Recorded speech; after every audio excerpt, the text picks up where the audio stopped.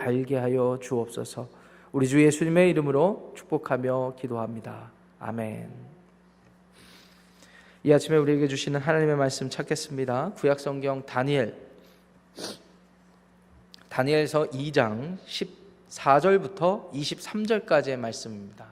다니엘서 2장 14절부터 23절까지의 말씀을 보시겠습니다. 찾으셨으면 저와 여러분들이 한 절씩 교독하시고 마지막 절 23절은 큰 목소리로 합독하시겠습니다. 다니엘서 2장 14절부터 23절까지입니다. 그때에 왕의 근위대장 아리옥이 바벨론 지혜자들을 죽이러 나가매 다니엘이 명철하고 슬기로운 말로 왕의 근위대장 아리옥에게 물어 이르되 왕의 명령이 어찌 그리 급하냐 하니 아리옥이 그 일을 다니엘에게 알림해 다니엘이 들어가서 왕께 구하기를 시간을 주시면 왕에게 그 해석을 알려드리이다 하니라.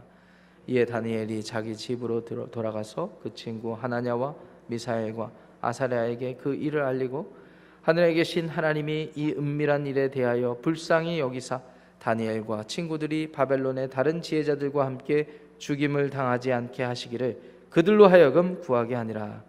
이에 이 은밀한 것이 밤의 환상으로 다니엘에게 나타나 보임에 다니엘이 하늘에 계신 하나님을 찬송하니라.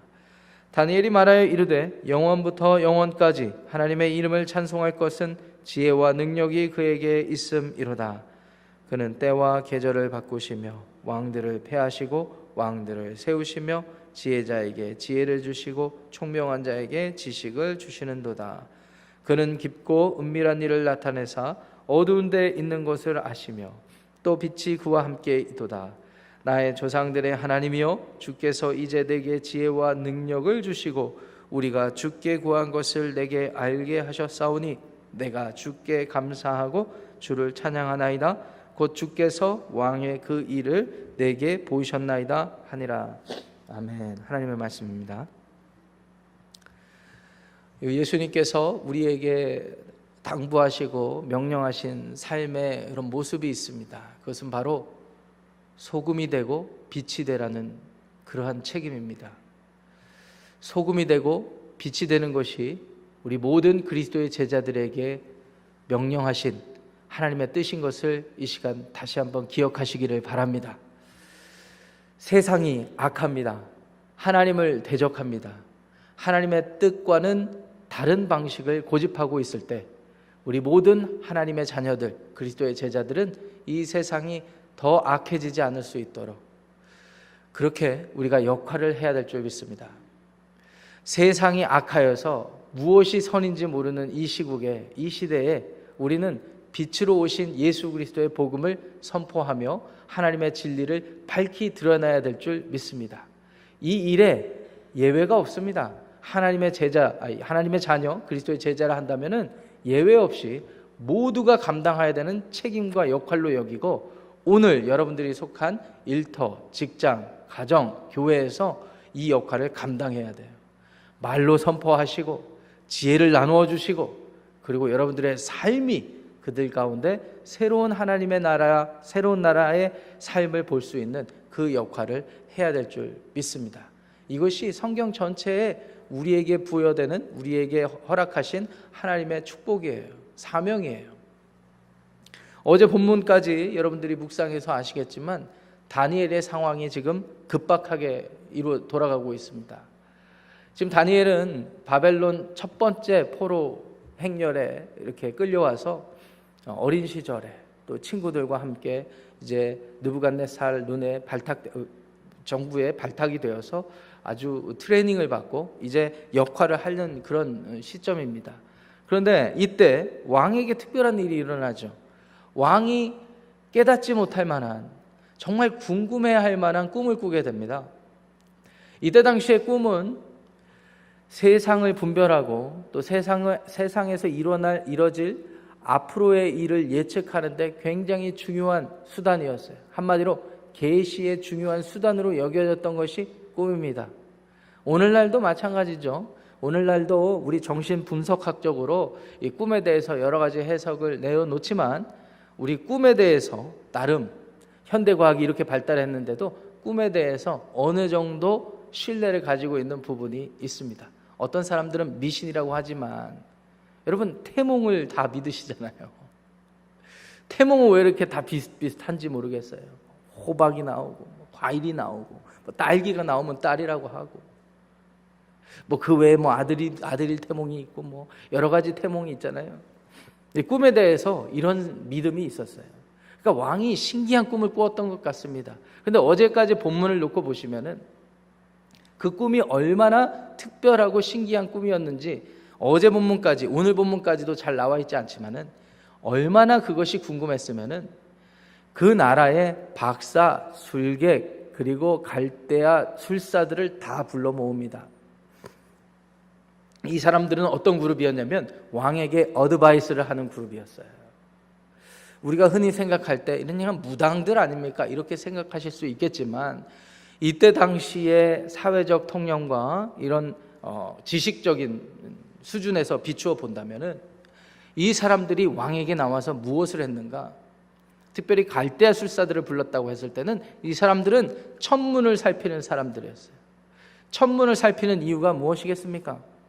하늘에서 뭔가 특이한 점을 발견하고 그 일을 기초해서 앞으로의 날씨도 예측을 하고 앞으로의 일들을 계획하고 예측하는 그런 일들에 조언을 하는 그룹이었어요. 자, 그 정보들을 알게 되면 나라적으로 또 왕의 입장에서 어떤 액션을 취해야 되잖아요. 오늘날의 시대보다 더 그때는 종교적인 마음이 강했던 시기입니다. 그렇기 때문에 제사장 그룹들이 있었던 거예요. 여호와 하나님을 믿지 아니하여도 이때 당시에 그들이 믿는 종교 안에서 제사장 그룹이 있었어요.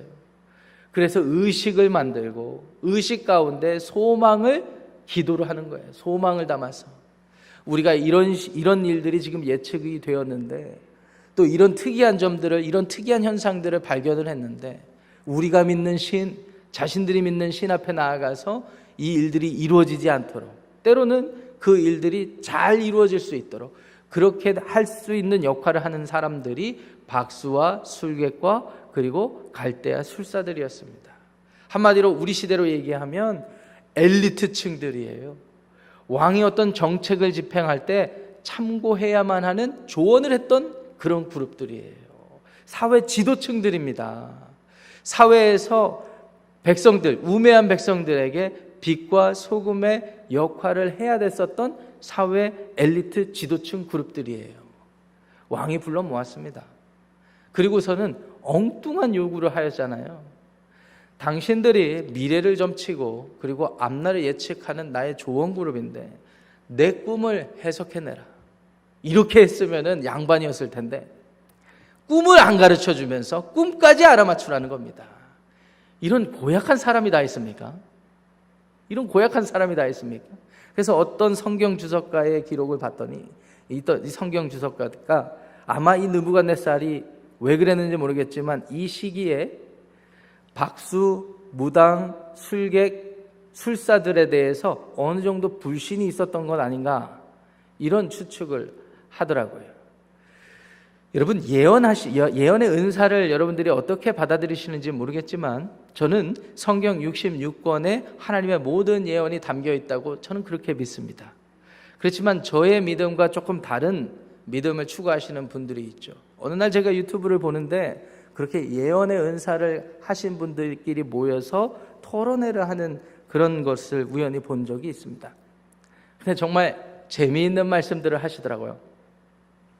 우리와 다르게 저와는 다른 예언의 은사, 한마디로 기도해서 그들에게 점 쳐주듯이 그들에게, 물론 제가 봤던 영상에 나오는 분들은 이단적인 사상에 있는 분들입니다. 그것은 확실합니다. 그분들이 하시는 말씀이 예언을 해서 50%가 넘으면은 하나님의 예언일 확률이 높다, 이렇게 얘기를 하는 거예요.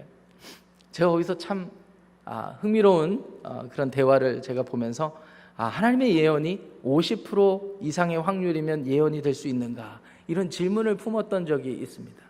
하나님의 예언은 성경에서 예언한 대로 반드시 이루어지는 예언이요, 하나님의 말씀은 그 어느 한마디도 땅에 떨어지지 않는 100% 성취되는 하나님의 말씀인 것을 믿으시기 바랍니다. 그렇기 때문에 하나님의 말씀 그 이상 그 이하도 아닌 것이 예언이 되는 거예요. 근데 어찌되었든 느부갓네살 왕이 이 자신의 조언 그룹의 말을 신뢰하지 않았던 모양이에요. 그래서 내가 어떤 꿈을 꿨는지 알게 하라라고 했는데, 이 박수무당들이 술객들이 11절 말씀 보시면은 진리를 선포하고 있어요. 우리 11절 말씀 어제 본문이긴 하지만 한번 다시 보시겠습니다. 거기 뭐라고 되어 있습니까? 11절에 제가 읽어볼게요. 왕께서 물으신 것은 어려운 일이라 육체와 함께 살지 아니하는 신들 외에는 왕 앞에 그것을 보일 자가 없나이다 한지라. 이렇게 되어 있습니다. 그 진리를 선포한 거죠. 사람의 앞날을 누가 어떠한 능력으로 어떠한 지혜로 감히 예언하고 예측할 수 있겠습니까? 당연한 말을 하는 거예요. 근데 이에 왕이 분노를 했습니다. 그래서 명령을 내려서 이 자신에게 평소에 조언해주고 여러 가지 예언을 해주던 그룹들을 싹 죽이라고 명령을 한 거예요. 이 명령에 가장 앞에 섰던 사람이 오늘 등장하는 14절에 등장하는 근위대장 아리옥입니다.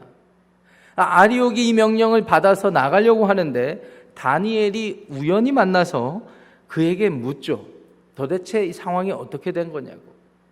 다니엘도요, 왕에게 조언을 하는 그 그룹의 한 멤버로 지금 들어와 있는 거예요.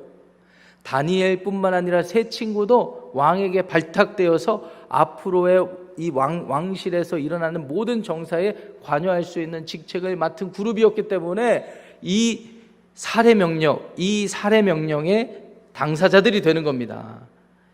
대상자들이 되는 겁니다. 그래서 아리오에게 물어봤더니 상황이 이렇다 저렇다. 왕이 이런 꿈을 꿨는데 아무도 알려주지 못한다. 그래서 왕이 분노했다라는 말을 들은 거죠.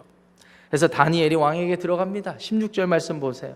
왕께 구하기를 시간을 주시면 왕에게 그 해석을 알려드리겠습니다 라고 하고 집으로 돌아와서 17절 18절 말씀 보세요. 17절 18절 이 말씀 중요하니까 한 목소리로 읽어보겠습니다. 시작. 이에 다니엘이 자기 집으로 돌아가서 그 친구 하나냐와 미사엘과 아사랴에게 그 일을 알리고 하늘에 계신 하나님이 이 은밀한 일에 대하여 불쌍히 여기사 다니엘과 친구들이 바벨론의 다른 지혜자들과 함께 죽임을 당하지 않게 하시기를 그들로 하여금 구하게 하니라.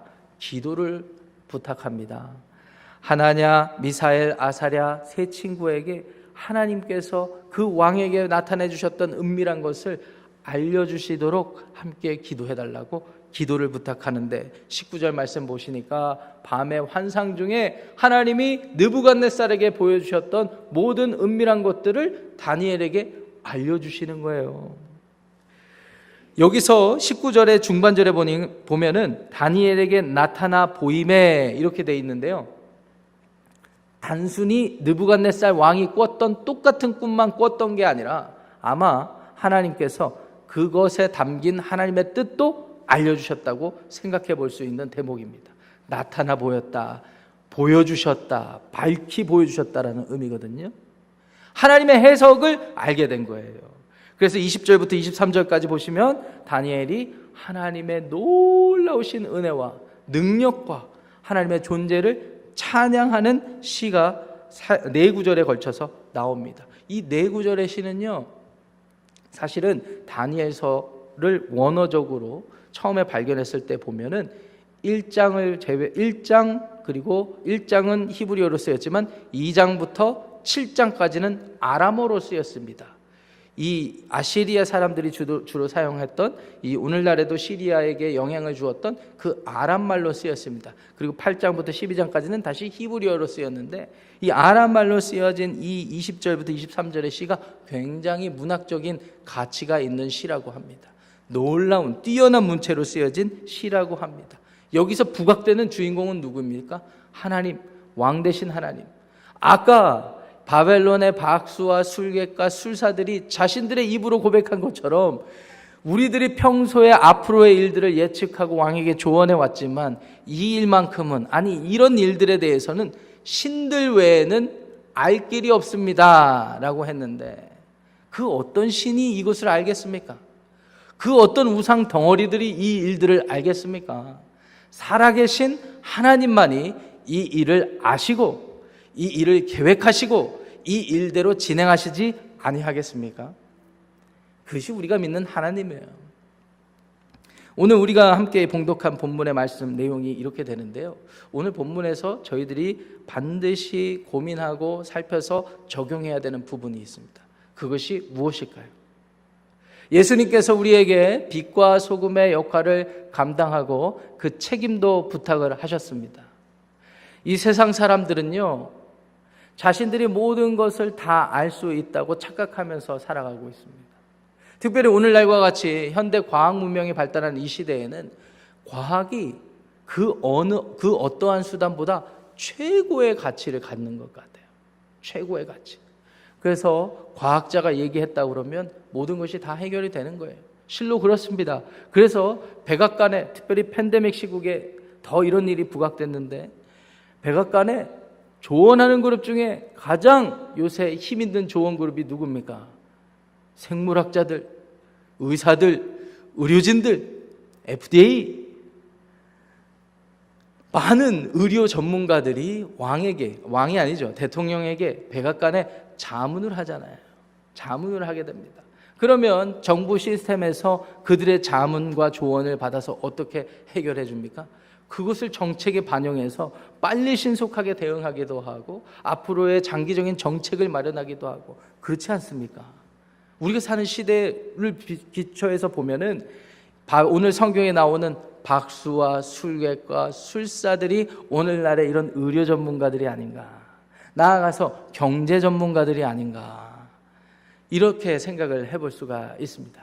그런데 과학 전문가들, 의료 전문가들이 내놓는 정책들이 다 지혜로운 말이기는 한데 한계가 있어요. 어떤 한계입니까? 원래 과학이라는 것은 현상을 살펴서 몇 가지 공통점을 추론해서 가설을 세우고, 이런 거 아닐까? 일반화할 수 있는 가설을 세우고 그 가설이 맞는지 아닌지에 대한 여러 실험을 해봅니다. 그리고 실험의 확률이 어느 정도 높다 그러면, 결과가 높다 그러면 그것을 기정사실화 여길 수 있는 진리로, 사실로 받아들이려고 하는 그런 시대. 이게 과학의 메커니즘입니다. 그런데 이 과학의 메커니즘의 시작이 뭐였어요? 현상을 살피는 것. 그러니까 우리 인간이 오감으로 보고 느끼고 경험할 수 있는 모든 현상 안에 갇혀져 있는 거예요. 그 현상 이상 이하는 볼 수가 없는 거예요. 물론 생각해서 상상해서 추론할 수는 있지만 그거 역시 확실한 게 아니에요. 그래서 오늘날 과학자들도 항상 여기까지, 오늘까지 발견된 사실은 이렇습니다, 이렇게밖에 말할 수 없는 거예요. 이런 관점에서 오늘날 2022년을 살아가는 그리스도인들에게 하나님께서 어떻게 빛과 소금의 역할을 하게 하셨을까, 이런 고민이 필요할 줄 믿습니다. 박수와 술객과 술사들이 도저히 조언할 수 없는 진리, 그 어떤 세상에 앞으로 과학 문명이 아무리 발달을 해도, 어떠한 진보된 기술이 있다 하더라도 사람의 지혜로는 범접할 수 없는 진리, 이런 진리를 빛과 소금된 저와 여러분들이 밝히 나타내 줘야 되지 않겠습니까? 그 진리가 무엇일까요? 두 가지만 말씀드리겠습니다. 아무리 과학 문명이 발달하고 사람들의 지식이 많아졌다고 하지만 옳고 그름에 대한 분별력이 사람들 안에는 없어요. 그러니까 옳고 그름을 판단해서 진리를 찾으려고 하는 사람들 마음속에 옳고 그름에 대한 분별력이 없다라는 것은 아무리 노력해봤자 옳고 그름에 대해서 정의를 내릴 수가 없다. 이거 진리 아닙니까, 여러분? 제가 한 가지 예를 들어드릴게요. 한국에서 실제로 있었던 일이래요. 한국 중학교에서 반에서 아이들이 싸움이 났어요. 그래서 한 남자아이가 또 다른 남자아이를 좀 심하게 다치게 했나 봐요. 이게 가해자가 된 거죠. 요새는 얼마나 법이 무섭습니까? 그래서 경찰도 오고 학부모들이 다 왔어요. 그래서 이제 가해자가 있고 피해자가 있는데, 이 가해자 부모가 선생님들한테 그리고 피해자 부모한테 이렇게 용서를 구하면서 애들이 크면서도 좀 싸울 수도 있지. 왜 그러냐고. 피해자 부모는 당장 소년원에 보내야 된다고. 처벌을 받게 해야 된다고. 우리 자녀가 이렇게 아프게 됐으니까 처벌을 받게 해야 된다고. 정확히 6개월이 지났습니다. 이 가해자였던 친구가 6개월 만에 피해자가 됐어요. 자신이 때렸던, 그래서 병원에 입원했던 아이보다 더 심하게 다쳤대요. 똑같이 경찰이 왔고 부모님들이 모였습니다. 그때 당시 6개월 전에 가해자 부모가 이렇게 얘기합니다. 저런 놈은 감방에 넣어야 돼. 소년원이 아니라 감방에 넣어야 돼. 그것을 지켜보는 담임 선생님이 참 재미있는 상상을 했다고 합니다. 아니 저 어머님은 6개월 전에 이렇게 주장했던 어머님인데 뭐가 달라졌을까? 상황이 바뀐 거예요. 상황이 바뀌었어요. 자신들이 인간적으로 보편적으로 받아들일 수 있는 그런 도덕적인 기준이 있다고 다 믿고 우리는 그것을 기대하며 서로에게 그것을 요구하며 살아가지만 어떤 상황, 특별히 자기가 맞닥뜨리는 어떤 상황에 딱 봉착을 하면 달라질 수 있다는 겁니다. 이런 인간의 본질적인 모습을 가지고 누가 옳다, 누가 그러다, 누가 얘기할 수 있겠습니까? 두 번째, 이 옳고 그름의 분별력이 없는 사람들이 생과 사를 논하는 게 가능하겠습니까? 이 세상에 있는 어떠한 종교들도 사람이 왜 태어나고 어떻게 태어났고 왜 죽게 됐는지를 설명해내는 종교가 없어요. 그러니까 자신들이 살아가는 이 지구상에서 현상만 보고 추측하면서 상상하고 예측하면서 그렇게 살아가는 거예요. 어떤 종교는 이렇게 얘기합니다. 사람이 죽지만 그래도 죽음 이후에 뭐가 있을 것 같기도 한데 이렇게 다시 태어나고 다시 죽고 전생에는 동물로 태어났다가 선행을 하면 사람으로 태어나고 전에는 가난하게 태어났다가 후에는 선행을 때문에 부자로 태어나고 뭐 이런 건 아닐까. 이런 식의 추측과 상상과 예측만 하고 그렇게 죽어버립니다. 정말 중요한 것은 죽어봐야 아는 거예요. 2022년 소금과 빛된 우리는 이 진리를 어떻게 알고 있겠습니까? 하나님으로부터 타락한 이후에 죄된 우리가 옳고 그름의 분별력을 잃어버려서 죽게 되었다는 사실을 우리는 알고 있습니다. 그렇지만 모든 옳고 그름의 기준 되시는 의로우신 하나님께서 우리를 긍휼히 여기시고 은혜를 베푸셔서 자신의 독생자 예수 그리스도를 사람의 모습으로 보내시고 십자가상에서 하나님의 옳고 그름의 기준에 따르면 죽어야 됐지만 죽이는 그 모든 죄과를 예수 그리스도께 담당시키시고 죽었지만 우리 눈에 볼 땐 죽었지만 다시 우리 눈에 3일 만에 부활시키심으로 그 예수 그리스도를 믿고 예수님처럼 새로운 삶을 살기를 작정하는 사람들은 우리 눈에는 세상 사람들과 똑같아 보이지만 영생을 허락하셨고 죽는 게 죽는 것이 아니요 하나님과 동행하며 영원한 복락을 누리게 하셨다는 사실을 기억하시기를 바랍니다. 이게 우리가 알고 있는 복음 아닙니까? 이게 우리가 알고 있는 진리가 아닙니까? 자, 그렇다면 이 진리를 세상 사람들에게 알려주셔야 되지 않겠습니까? 알려주셔야 돼요. 입술로 알려주시고 여러분들의 삶이 마치 이 세상이 전부인 것처럼 물질에 집착하고 다른 사람들처럼 자기 욕망에만 똘똘 뭉쳐서 그렇게 사는 삶이 아니라 하늘을 바라보고 하나님의 영생의 복락이 있다는 것을 기대하고 소망하는 그와 같은 삶을 살아야 되지 않겠습니까? 이렇게 살 때 하나님께서 예수님께서 우리에게 요구하시는 빛과 소금의 역할을 감당하게 될 줄 믿습니다. 오늘 다니엘이 함께 기도하고 나아갔을 때 하나님이 지혜 주셨잖아요. 한 사람 한 사람이 할 때는 어려워요. 그런데 이렇게 모여서 하나냐, 미사엘, 아사랴와 같은 교회가 생겨서 이 교회가 모여서 이 일을 놓고 같이 기도하고 같이 이루어간다면 하나님께서는 우리의 개인적인 삶뿐만 아니라 우리 지구촌 교회를 통하여서도 하나님의 나라가 확장되게 하실 것이라는 사실을 기억하시기 바랍니다. 기도하겠습니다. 하나님 감사합니다. 오늘 다니엘이 하나님의 사명을 온전히 감당하는 모습을 보이는 것을 보면서 오늘을 살아가는 저희들의 사명을 점검해 봅니다. 하나님께서는, 그리고 예수님께서는 빛과 소금의 역할과 책임을 감당하게 하셨는데, 오늘 우리의 삶이 과연 이 세상에서 어떠한 빛을 드러내고 어떠한 역할을 하는지를 생각해 보게 됩니다. 하나님, 이 세상 사람들이 스스로 생각해서 판단해서 이루어가는 모든 일들 가운데 하나님의 빛을 드러내는, 하나님의 진리를 드러내는, 복음을 선포하는, 복음을 살아가는 우리 모두가 되게 하여 주시옵소서. 그러므로 인하여서 다니엘처럼 하나님께 찬양하고, 다니엘처럼 세상 사람들에게 하나님의 살아계심을 드러낼 수 있는 저희의 삶과 지구촌 교회의 사역이 되기를 원합니다. 주여, 우리를 사용하시고 우리에게 복을 허락하여 주옵소서. 예수님의 이름으로 축복하며 기도합니다. 아멘.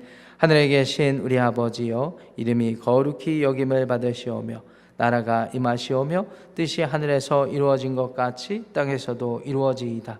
오늘 우리에게 일용할 양식을 주시옵고, 우리가 우리에게 죄 지은 자를 사하여 준 것 같이 우리 죄를 사하여 주시옵고, 우리를 시험에 들게 하지 마시옵고 다만 악에서 구하시옵소서. 나라와 권세와 영광이 아버지께 영원히 있사옵나이다. 아멘. 오늘도 건강하시고 믿음으로 승리하는 하루 되시기를 축복합니다. 계속 기도하고 돌아가시겠습니다.